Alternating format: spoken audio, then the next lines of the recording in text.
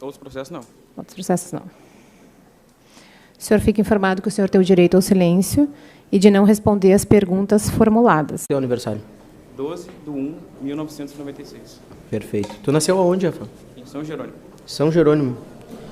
Me conta um pouco como é que foi a tua infância, a tua história. Me conta um pouco. Tu nasceu em São Jerônimo. Como é que era a tua família? Quantas pessoas tinham? Como é que era essa tua vida em São Jerônimo? Eu nasci em São Jerônimo, mas não permaneci muito lá. Sou eu e mais 2 irmãos. Mais velhos? Mais novos? Mais velhos. 20 anos mais velho que eu. E o outro é 12 anos mais velho que eu. São 2 irmãos ou um irmão uma irmã e um irmão. Certo. Quando tu nasceu em São Jerônimo, quem cuidava de ti? Era teu pai, tua mãe? Teu pai era vivo? Como é que era a tua vida? Em São Jerônimo era o meu pai e minha mãe. Certo. O que o teu pai fazia?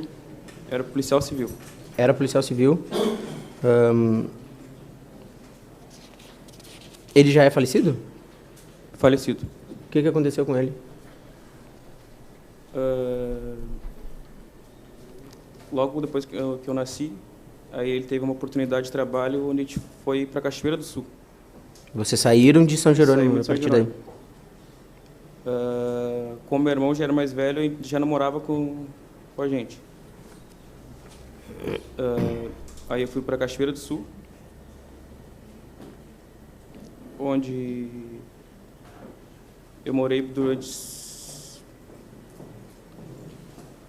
digamos que uns 6 anos. Uhum.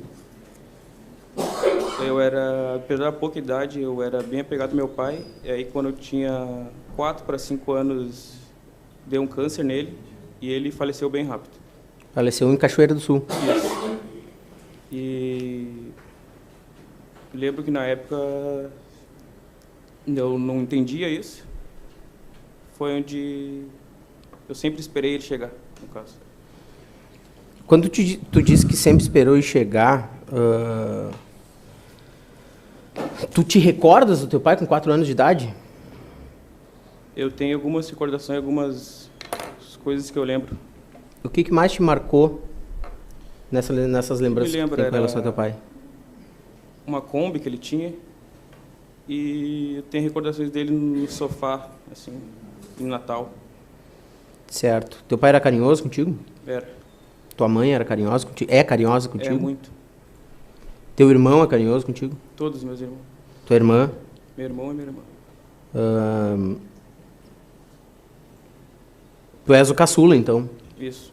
Perfeito. Tu foste, então, depois desse tempo que tu ficaste em Cachoeira, vocês se mudaram para Charqueadas. Para Charqueadas? Isso. Certo. Depois que meu pai morreu. Como é que era a tua rotina em Charqueadas? Com quantos anos tu chegou em Charqueadas? Se eu não me engano, acho que eu era para 6 para 7 anos. Meu sonho, eu sempre gostei muito de jogar bola, de futebol. Quando eu era pequeno, eu sempre já acompanhava muito. Uhum. Aí, quando eu cheguei em Charqueadas, foi onde eu vi que tinha escolinhas escolas de futebol, daí tinha, lembro, era na Gerdau, ali a Fácil, que foi a primeira coisa que eu vim para a cidade, foi jogar.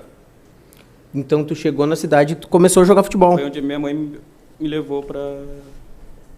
E como é que era essa rotina? Era jogo esporádico, só final de semana, durante a semana? Quando eu comecei a jogar mesmo, era jogo todos os fins de semana, onde eu era de menor, então minha mãe acompanhava em todos os jogos. E eu viajei por praticamente metade do estado, ou mais, viajei em muitas cidades. Depois eu comecei a jogar campo também, na época era futsal, eu joguei campo. Viajei por muitos lugares e minha rotina era essa, eu estudava e no fim de semana era sempre algum jogo em alguma cidade. Perfeito. Então era sério, essa rotina era séria, de jogos, treino, tu tinha essa rotina regrada de jogar e a tua mãe te acompanhava nessa rotina todinha. Certo. Puxando esse gancho do futebol, Rafael, me vem algo que fica latente nesse processo, até porque hoje, pela sociedade de Charqueadas, tu é conhecido como Robinho. Isso. Né? E em todos os jornais em que teu nome sai bem pequenininho e depois sai bem grandão, Robinho. alcunha Robinho, Aham. né? Eu gostaria de saber se o teu apelido, Robinho, vem do futebol e se tu tinha outros apelidos também nessa época que tu jogava futebol. Quando eu comecei a jogar, meu primeiro apelido, durante um bom tempo, era Pelezinho. Pelezinho. Pelezinho. Uhum. Aí, lembro que era época de seleção e tal, e apelidaram, começaram a chamar de Robinho. E desde então, ficou Robinho, sempre por causa do futebol. Então eu posso dizer que não é uma alcunha, é um apelido. Sim, isso foi dos meus companheiros de time mesmo que me apelidaram. E tu jogou futebol até que idade? Joguei mais ou menos... Nessa rotina de treino, nessa rotina serinha, tá? Tô te perguntando essa parei rotina. mesmo, diminuí quando me deu a primeira... Eu tive uma complicação, fiz uma cirurgia no estômago. Conta um pouco mais sobre essa complicação. Eu estava jogando e me deu uma dor, não me lembro, era o sexta, era o fim de semana. E eu permaneci com essa dor, não fui, achei que era só uma dor comum. E quando eu resolvi ir para o médico e ver, eu estava com a apêndice estourada. Já tinha estourado a Já apêndice? tinha estourado já. Uhum. Acho que desde o momento do jogo, já que eu estava jogando. Foi daí onde eu já tive que... Já fui direto para o hospital. E já fiz fazer uma cirurgia de emergência já, onde eu abri a barriga. Uhum. E foi daí onde eu perdi muito peso e foi onde eu diminuí o futebol, né? Certo. Mas ainda eu tentei voltar. Foi algo rápido? Tu chegou no hospital, fez a cirurgia, saiu, te recuperou em casa ou Não. tu ficou no hospital durante algum tempo? Eu fiquei no hospital, eu emagreci, perdi muitos quilos. Tu te recorda dessa fase? Eu recordo muito. Eu cheguei a ser desenganado pelos médicos, falaram para minha mãe, isso foi horrível. Em razão da infecção? Da infecção. Uhum. E perdi muitos quilos, não foi fácil, certo? Certo. E aí, depois... Aí depois eu estava num time, daí ele me deu suporte, né? Me indicou nutricionista, as coisas, porque eu estava muito magro. Voltei a jogar, continuei.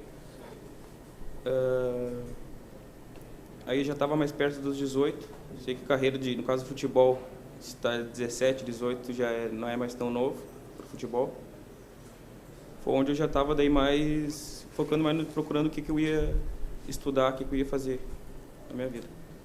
É isso que eu ia te perguntar. Tu em determinado momento, tu entende que teu sonho era jogar futebol. Isso. Mas com o passar do tempo, com as complicações em razão do apêndice estourado, ficou em estado grave no hospital, tu acaba abandonando de vez o futebol ou tu consegue conciliar os dois? Não, eu consigo ainda. Só que como eu tinha conseguido uma bolsa numa escola, Assis. Tu estava trabalhando? Também Aonde? na Gerdau. Na Gerdau. Certo. Fazendo Senai e trabalhando. Fazendo Senai e trabalhando. Perfeito. E o que aconteceu contigo a partir do momento em que te vincularam de alguma forma com esses acontecimentos de 1º de agosto?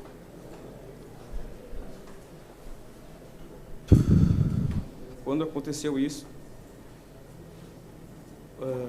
me vincularam nas fotos dos acusados.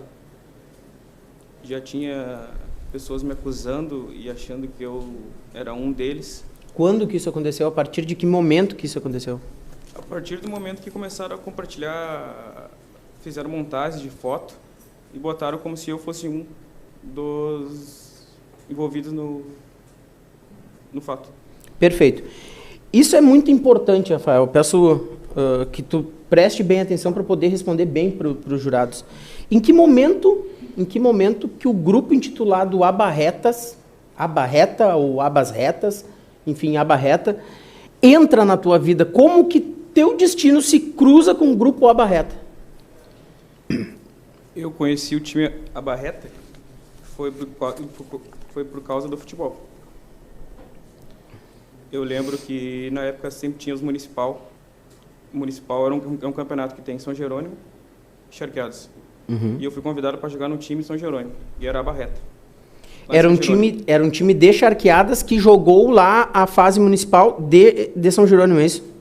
Ou era um time de São Jerônimo? Era o time de São Jerônimo, começou lá na... Era um time de São Jerônimo. Isso. Certo. E como é que esse Abarreta veio parar aqui? Porque, tanto como São Jerônimo e Charqueadas é perto, assim, os campeonatos municipal e esse, tanto o time de São Jerônimo joga em Charqueadas, tanto Charqueadas joga em São Jerônimo. Certo. Nessa época, tu era conhecido por jogar futebol. Isso. Aqui todo mundo te conhecia por ser o jogador de futebol. Sim. Até por viajar o estado todo. Eu fui convidado a jogar no time do Zabarreta. Perfeito. Foi por isso que tu foi convidado para jogar. Isso. Tu não tem nenhuma vinculação com a fundação desse time Abarreta? Não. Não? Perfeito. Tu jogou em algum outro time nessa época? Eu joguei, na verdade, em Sobradinho, era mais longe daqui. Aí era um outro time? Isso. Tá. Mas eu joguei na Faço e eu jogava no Genoma Colorado, que daí é, no caso, o campo. Era campo, era diferente. Isso. Os Abarretas eram futebol de salão. Isso. Perfeito. Uma coisa muito importante, Rafael, neste time Abarretas que tu jogou, lá nesse campeonato de São Jerônimo, lá nesse campeonato aqui em Charqueadas, enfim, as pessoas que estavam nesse time eram as mesmas pessoas que hoje se sabe que faziam parte de um grupo que fazia arruaça ou algo do tipo? Eram as mesmas pessoas? Não.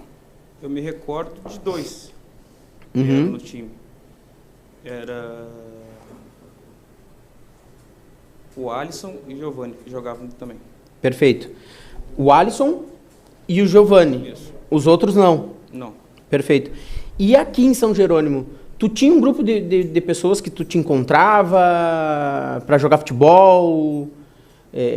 De que forma se consolidou esse nome Abarreta aqui? Tu lembra? Tu sabe do porquê? Que eu lembro do time mesmo, era esse do Municipal, que era daí consolidado Abarreta. Fora... Mas tu entende que em determinado momento a atividade fim daquele time se torna outra. E aí as pessoas passam a se encontrar nos parques para jogar futebol, para andar de skate, passam a ter uma afinidade maior e passam a andar juntos. E isso muda. Tu entende isso? Em que momento que isso aconteceu? Eu conheço mesmo pelo time. Tá. E tu andava junto com essas pessoas? Tu conhecia essas pessoas? Nós temos 9 pessoas que já foram condenadas nesse processo aqui. E que sofrem a pecha de pertencerem a uma gangue chamada Barreta. Certo? Eu quero saber se tu conhece essas pessoas, se tu andava com essas pessoas. Eu conheço. Não andava com eles, mas eu conheço praticamente todos. Como eu Charqueadas, cidade pequena, e quando aconteceu isso também, não é que nem uma fofoca assim, cidade pequena, todos sabem. Não adianta, aqui todos se conhecem, ou se não conhece, já viu, ou sabe o nome. Mas tu já jogou bola com eles no parque? Por isso, sim. Tu já andou de skate com eles? Sim.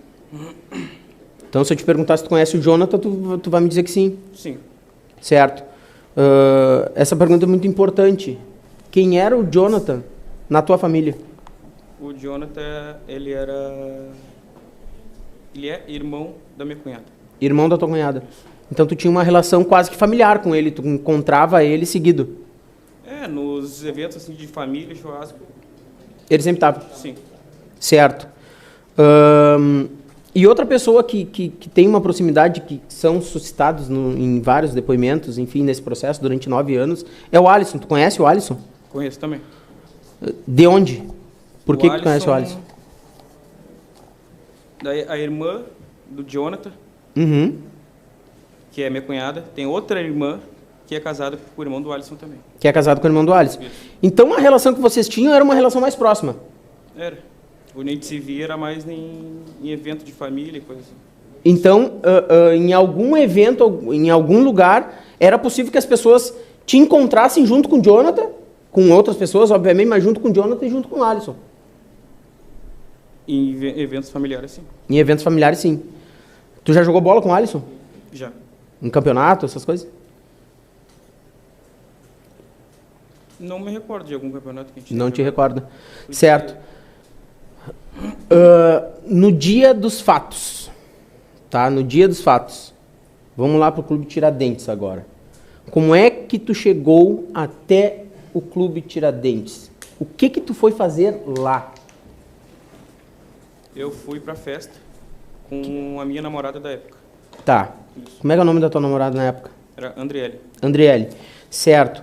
Esta festa era uma festa fechada? Era uma festa aberta? Como é que era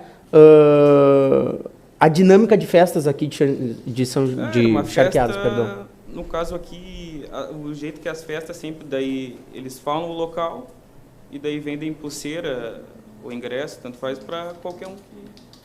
Então era possível que o Marçal se juntasse com a Deise, com a Daniela e com a Thaís e locasse o clube para fazer uma festa para juntar fundos para qualquer coisa e que essa festa fosse aberta ao público. Sim. É possível. Foi assim.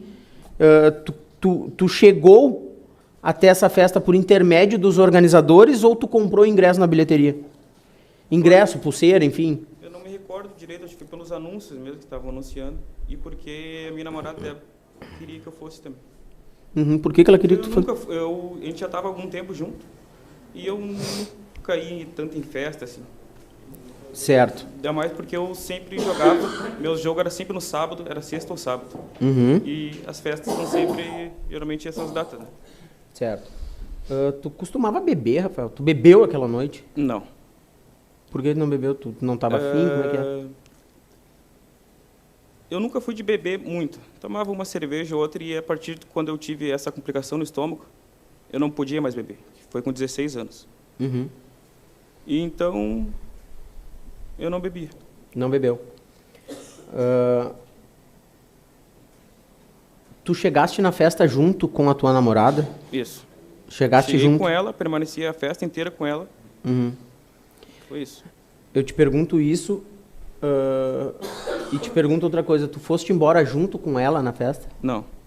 Por que tu não foi embora junto com ela na festa? A gente foi na festa, eu era colega dela também. Uhum. E ela tinha as amigas ali. E elas iam posar tudo na casa de uma delas. E daí eu acompanhei elas até o ponto de táxi. Aonde que era o ponto de táxi? No lado esquerdo. Só um minuto. Doutora, a gente vai mostrar a foto para ele aqui. Consigo. Só para que o pessoal entenda, ele pode levantar, doutora? Pode. Por favor. Só...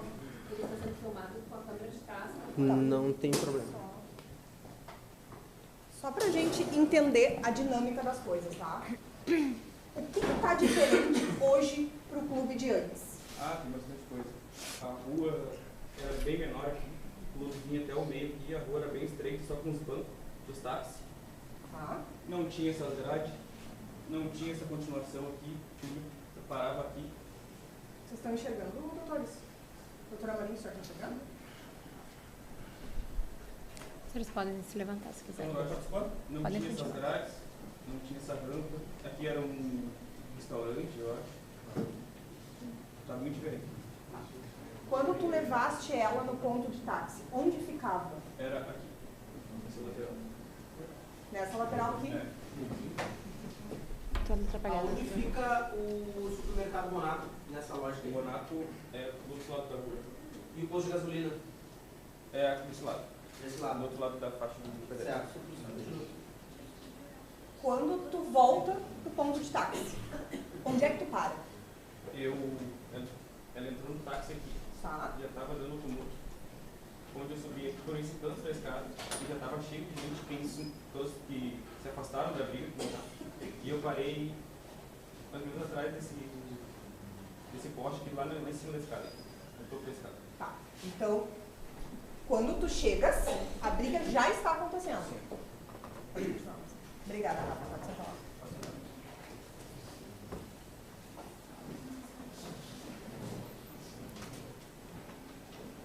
O que tu lembras da dinâmica dos fatos O que tu te lembra das agressões? Eu estou falando aqui...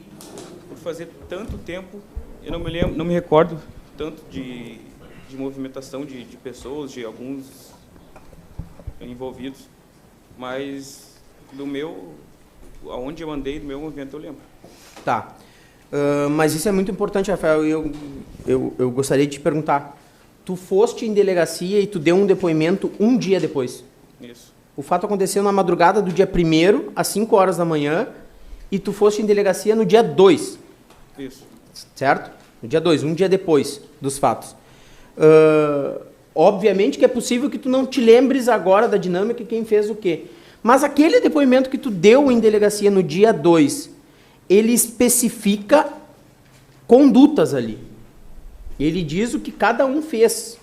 Muitas condutas e pessoas identificadas. Eu posso afirmar, ou tu podes afirmar, se aquele depoimento foi dado com 100% de certeza de quem estava fazendo o que ali? Foi. Tu identificou todas as pessoas? Isso. Identifiquei quem ouvi na... Certo. Por que que tu tomou a decisão de ir até a delegacia por livre e espontânea vontade? No outro dia do fato. Tu conversou com alguém da tua família? Já. Sim. Com quem? Com a minha mãe. Eu tinha falado com a minha mãe. No outro dia já tinham pegado a minha foto do meu perfil e já estavam me chamando de assassino, milhares de pessoas me chamando de assassino. Como se eu tivesse envolvido ali. Tinha pessoas dizendo que eu ia me caçar, tinha milhares de ameaças.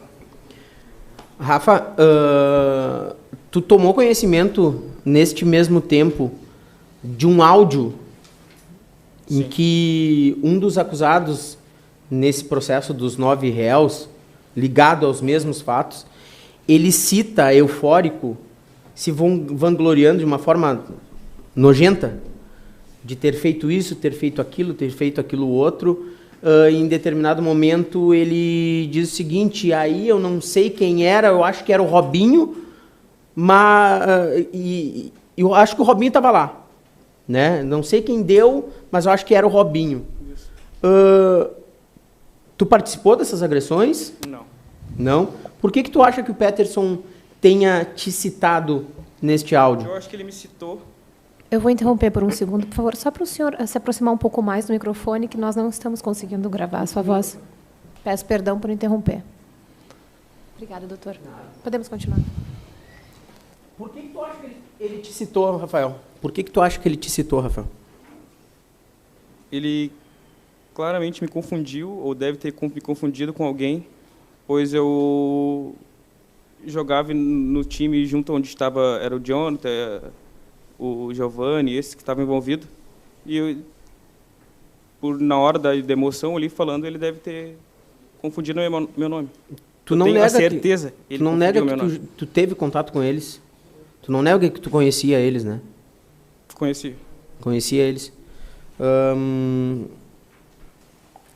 Rafael, a partir do dia 1º, a partir do dia 2º, e depois que esse processo ele teve o indiciamento dos acusados, tu foste chamado no curso desse processo para prestar depoimento? Sim. Tu prestou depoimento na qualidade de quê?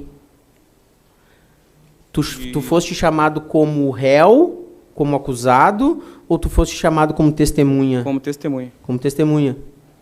Assim como na delegacia. Isso. Certo.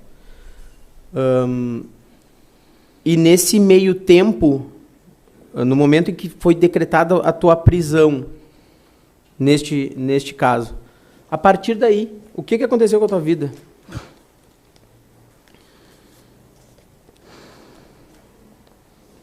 Como eu estava estudando, trabalhando, eu não consegui mais... minha família temia que eu saísse, pois eu já... não, estou dizendo antes. Aconteceu e me envolveram já, mesmo sendo só testemunha. Eu já era visto na rua como assassino, milhares de pessoas mandavam mensagem e não tinha como eu sair mais. Aí eu perdi o emprego, eu perdi meu curso e eu parei de estudar. Certo. Na tua vida toda tu trabalhou. Tu estudou, tu nunca deixou de estudar, mesmo quando teu sonho era jogar futebol. É isso? Não sei se tem alguma pergunta.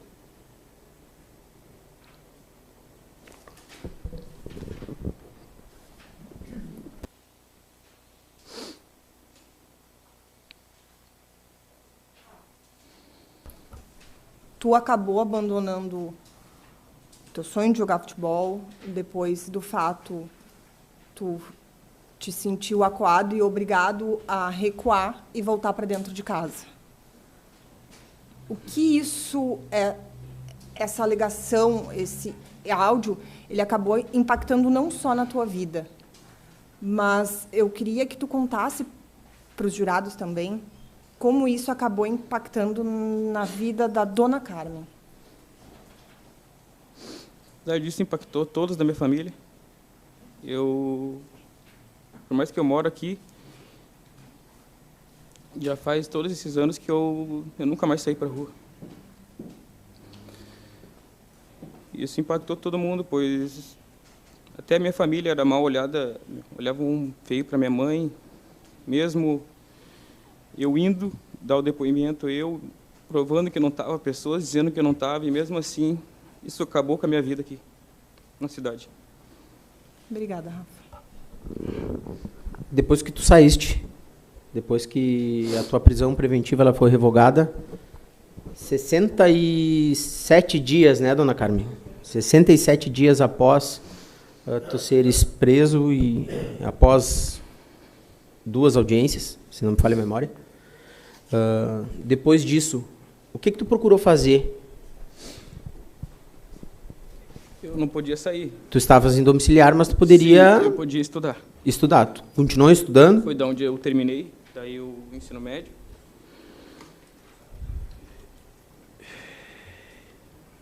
E fiz a prova uma prova na escola IFSU, escola federal, que é aqui, inclusive aqui na rua aqui à esquerda. Uhum. E eu passei, foi onde eu formei em técnica e mecatrônica. Tu te formou em técnico mecatrônica. Perfeito. Competência do júri em que se apura o homicídio qualificado consumado de Ronei Faleiro Júnior e os homicídios qualificados tentados de Richard Saraiva de Almeida, Franciele Vinck e Ronei Wilson Faleiro. Nesta data, reuniu-se o Conselho de Sentença e, cumpridos os trabalhos, os jurados decidiram, secreto e soberanamente, desclassificar os crimes imputados ao réu Rafael Trindade de Almeida para crimes não dolosos contra a vida, em relação ao 2º, 3º e 5º fatos descritos na denúncia, envolvendo as vítimas Ronei Júnior Faleiro, Richard Ronei Faleiro, bem como condenar o réu por homicídio qualificado tentado em relação à vítima Franciele Vinck, 4º fato descrito na denúncia, nos termos do artigo 121, parágrafo 2º, incisos 3º e 4º, combinado com o artigo 14, inciso 2º, combinado com o artigo 29, parágrafo 1º, todos do Código Penal, este último em relação à participação de menor importância. Em relação, então, à decisão de desclassificação, ela é dividida pela doutrina em 2 espécies, própria ou imprópria. Eu vou pular, devido ao horário avançado, esta parte da doutrina. Mas, resumindo, então, o Tribunal do Júri compete o julgamento de crimes dolosos contra a vida e com os delitos conexos. Todavia, se os jurados concluírem que não se trata de um crime de sua competência, corolário da desclassificação é caber ao juiz, a juíza presidente do julgamento, os crimes que assim entender. Então, na hipótese, a desclassificação operada pelo Tribunal do Júri dos fatos que eu acima relatei para os senhores. Em relação, então, ao 2º fato, a vítima Ronei Wilson Faleiro Júnior, do conjunto probatório, não se chega a outra conclusão que não a ocorrência do delito de lesão corporal seguida de morte, prevista no artigo 129, parágrafo 3º do Código Penal. A materialidade foi demonstrada pela certidão de óbito de Ronei e pelo laudo de necropsia, no qual constou que a vítima apresentava na região frontal, dorso nasal esquerdo, lateralmente à órbita, pelo menos 8 feridas de bordos irregulares. Feridas na orelha esquerda, similares às anteriores, e na expansão interna de cavidade craniana, hematoma em correspondência com a ferida na região frontal, descrita externamente, e hematoma em hemisfério cerebral esquerdo, tendo como conclusão da causa da morte da vítima a ocorrência de hemorragia intracraniana. Em relação à participação do réu nos fatos, repousa de forma inconteste sobre o acusado, que foi reconhecido pelo Conselho de Sentença quando responderam positivamente ao terceiro quesito formulado, qual seja, o acusado concorreu para a prática do fato. Ademais, em juízo, foram colhidos os depoimentos das testemunhas, que eu não vou, neste momento, citar, em razão do avançado horário, porque todos participaram da colheita da prova.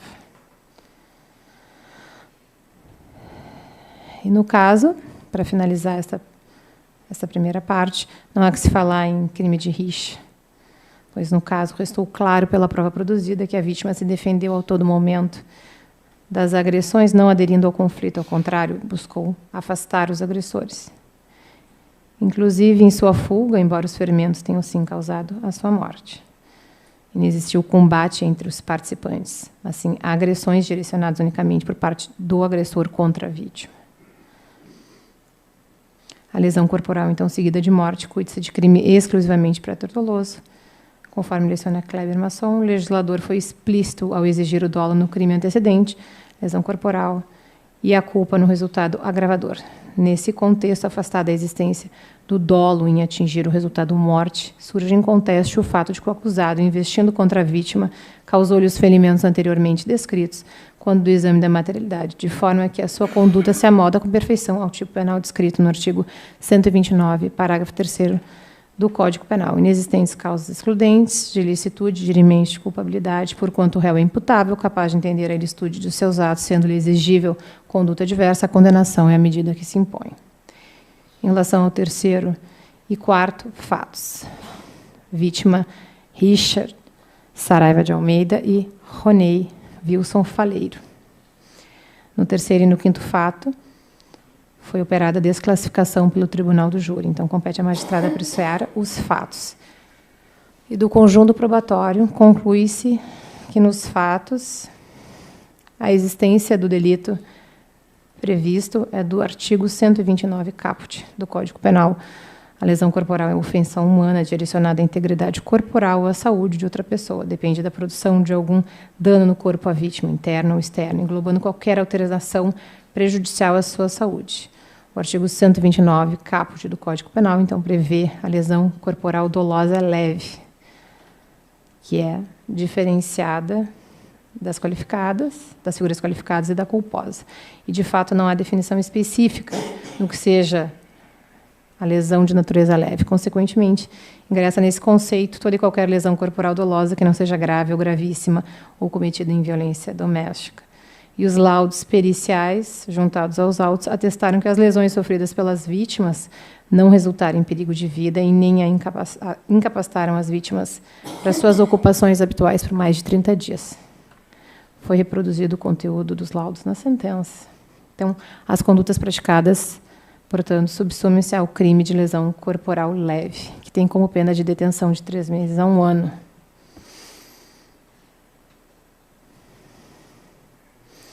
No caso, então, a pena máxima combinada ao delito 1 ano, ao crime de lesão corporal leve, ingressa no rol de infrações penais de menor potencial ofensivo, admite transação penal. E o seu processo e julgamento seguem o rito sumaríssimo, bem como é cabível a suspensão condicional do processo. Todavia, a sessão de julgamento da decisão confirmatória da pronúncia ocorreu em 29/11/2017, há 6 anos, 7 meses e 26 dias. Conforme o artigo 109, inciso 6 do Código Penal, a prescrição da pena opera-se em 3 anos se o máximo da pena é inferior a 1 ano e em 4 se o máximo da pena é igual ou superior a 1 ano. Somado a isso, a idade do acusado na data dos fatos era inferior a 21 anos, 19 anos, de modo que é aplicável o disposto no artigo 115 do Código Penal, com redução na metade dos prazos, ou seja, prescreve cada um dos fatos em 2 anos. Desta forma, este lapso temporal transcorreu entre a sessão do julgamento da decisão confirmatória da pronúncia e a presente data, restando prescrita a pretensão punitiva em relação a estes 2 fatos. Em relação às atenuantes trazidas pela defesa, presente atenuante da menoridade, e afastada, atenuante previsto no artigo 65, inciso 3º e do Código Penal, por não restar comprovada nos autos, apesar de citada pela defesa. A prova não dá conta de que o réu foi influenciado por multidão para cometer o delito, razão pela qual o juiz indefere esta atenuante. Pelo exposto, então, eu julgo parcialmente procedente os pedidos formulados pelo Ministério Público para condenar Rafael Trindade de Almeida como incurso nas sanções do artigo 129, parágrafo 3º do Código Penal, em relação ao segundo fato, e reconhecer a extinção da punibilidade em relação ao terceiro e ao 5º fato, nos termos do artigo 107, inciso 4º do Código Penal. Passo a aplicação, então, da pena. Vou pular as questões doutrinárias e a minha explicação em relação à aplicação da pena. E passo ao segundo fato descrito na denúncia em relação à vítima Ronei Júnior. Na primeira fase, culpabilidade compreendida como grau de reprovabilidade da conduta excedeu o ordinário para o delito, considerando que o fato em questão e toda a violência nele envolvida foi praticada na presença do genitor da vítima, que havia se dirigido ao local para buscar o filho. O réu não registra maus antecedentes. Conduta social não será valorada, não há dados dignos de nota, personalidade normal, na falta de demais dados, os motivos que levaram o acusado a praticar esse delito, em que pese reprováveis, não destoam dos que levaram o legislador a fixar os parâmetros mínimos e máximos da pena base. As circunstâncias são valoradas negativamente, considerando os inúmeros chutes, socos, golpes de garrafas e vidros que geraram intenso sofrimento à vítima antes de seu óbito, bem como a superioridade numérica dos agressores que cercaram e dificultaram qualquer reação de defesa do ofendido. As consequências merecem especial desvaloração, pois a vítima contava com apenas 17 anos de idade. Sede de consequências do crime mostra-se muito mais grave a lesão corporal seguida de morte de um adolescente do que de um adulto, justamente por retirar a vida de alguém que, via de regra, teria ainda muitas décadas a aproveitar, além de dilacerar a família da qual a vítima fazia parte. A vítima não contribui em nada para a prática do fato. Em atenção, então, às operadoras do artigo 59, eu fixo a pena base em 8 anos de reclusão. Na segunda fase, presente atenuante da menoridade, fixo a pena provisória em 6 anos e 8 meses de reclusão. Não há caso de aumento ou diminuição. A pena fica consolidada, então, em 6 anos e 8 meses de reclusão em relação a este fato. Em relação ao quarto fato, descrito na denúncia, em relação à vítima Franciele Vink, em que houve a condenação por tentativa de homicídio qualificado, operada pelo Conselho de Sentença. Culpabilidade compreendida como grau de probabilidade da conduta não excedeu o ordinário, antecedentes não são valorados, conduta social também não, personalidade tida por normal. Os motivos que levaram o acusado a praticar este delito, em que pese reprováveis, também não destoam daqueles previstos pelo legislador. As circunstâncias do crime são valoradas negativamente. Da mesma forma, em decorrência que os agressores estavam previamente ajustados, posicionados de maneira estratégica em frente ao clube, um grupo na esquerda, outro na direita, configurando emboscada, que passo a valorar nas circunstâncias e não como uma qualificadora ou agravante, nos termos da jurisprudência do STJ, que aqui cito. No caso, como foram reconhecidas, então, 2 qualificadoras do mesmo inciso, do parágrafo 2º do artigo 121 do Código Penal, não é possível valorá-las como qualificadoras ou agravantes, mas assim influência na dosimetria da pena, pois todas as circunstâncias reconhecidas pelo Conselho de Sentença devem trazer repercussão na pena. As consequências não merecem especial desvaloração. A vítima não contribuiu para a prática do fato. Assim, em atenção às operadoras do artigo 59, fixo a pena base em 14 anos e 3 meses de reclusão. Na segunda fase, o Conselho de Sentença reconheceu 3 qualificadoras em relação ao fato. Nesse contexto, plenamente possível a utilização de uma delas para qualificar o delito. Considerei o recurso que dificultou a defesa da vítima. Outra circunstância do crime, utilizei a emboscada, e a outra, meio cruel, para então elevar a pena provisória, pois previstas como agravantes do artigo 61. Pelo exposto, incide agravante, então, previsto no artigo 61, inciso 2º, a linha D do Código Penal, motivo pela qual eu agravo a pena em 1/6, ainda presente atenuante da menoridade relativa, E ocorre que é possível, na segunda fase da dosimetria da pena, a compensação integral da atenuante da menoridade relativa com o agravante do meio cruel, segundo o que consta da jurisprudência. Assim, eu mantenho a pena provisória no mesmo patamar de 14 anos e 3 meses. E, em relação à terceira fase, presente a minorante da tentativa, eu reduzo a pena em sua fração máxima 2/3. Restando, então, a pena consolidada em 4 anos, 9 meses de reclusão. Presente ainda a participação de menor importância, razão pela qual eu diminuo 1/6 da pena diante da participação do réu nos fatos, que, apesar de menor importância, foi sim relevante para a produção do resultado, sendo informada aí pelas testemunhas que o réu empregou chutes e socos conforme exposto pela prova colhida em instrução, restando então consolidada a pena em 3 anos, 11 meses e 15 dias de reclusão. Concurso de crimes, está presente o concurso formal impróprio. E fica então a pena definitiva e final fixada em 10 anos, 7 meses e 15 dias de reclusão. Temos ainda que considerar que o tempo de prisão preventiva experimentado pelo réu foi de 78 dias, totalizando 7 anos, 8 meses e 29 dias. Dessa forma, operada a detração, eu fixo o regime inicial de cumprimento de pena, o aberto. E eu concedo, então, o direito do réu de aguardar em liberdade eventuais recursos, considerando que não estão presentes os requisitos para o decreto de prisão preventiva. Custas e despesas processuais pelo réu. E demais questões com o trânsito julgado. Atualizem-se os dados criminais, preencham CIBI, remetem-se a DINIP. Doutora, pela ordem. O Ministério Público... Está gravando? Sim. O Ministério Público, inconformado com o resultado do julgamento, pede que se registre em ata a apelação pelas alíneas A e D do artigo 593, inciso 3º do Código de Processo Penal. A e D? A e D. Ou seja, as nulidades que já constam da ata de julgamento e da gravação e a evidente, fragorosa contradição na resposta dos quesitos. Perfeito, doutor. Algo a mais? Se não, perfeito. Declaro encerrado, então.